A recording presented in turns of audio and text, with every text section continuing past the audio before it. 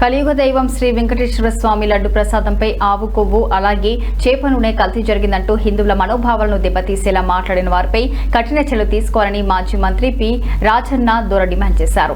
ఇక సాలూరు పట్టణంలోని తన క్యాంప్ కార్యాలయంలో ఆయన మీడియాతో మాట్లాడుతూ లడ్డు ప్రసాదంలో ఎలాంటి కల్తీ జరగలేదని సుప్రీంకోర్టు నియమించిన సిబిఐ సిరి దర్యాప్తులో స్పష్టంగా తేలినప్పటికీ రాజ్యాంగబద్ధ పదవిలో ఉన్నవారు ఇంకా అసత్య ఆరోపణలు చేయడం సరికాదన్నారు. ఇకనైనా ఈ విషయంలో తప్పుడు ప్రచారానికి ముగింపు పలకాలని హితవు పలికారు. మన రాష్ట్రం నుంచి ఇద్దరు సీనియర్ పోలీస్ అధికారులు, సిబిఐ నుంచి పోలీస్ అధికారులు ఉన్నారు. మనకు తెలుసు అక్కడ ఉన్న సిబిఐ డైరెక్టర్లు అందరూ సీనియర్ అధికారులు, అలాగే దేవస్థానానికి సంబంధించిన వాళ్ళు కూడా, ఫుడ్ సేఫ్టీకి సంబంధించిన అధికారులు కూడా.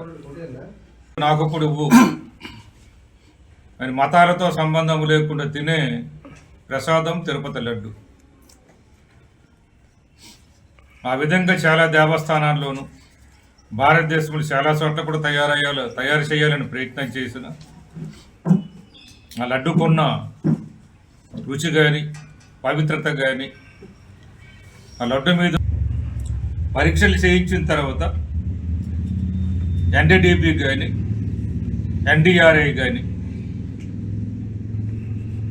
ఎన్డీడీబీ అయితే నేషనల్ డైరీ డెవలప్మెంట్ బోర్డు, అలాగే ఎన్డీఆర్ అయితే నేషనల్ డైరీ రీసెర్చ్ యూనిట్.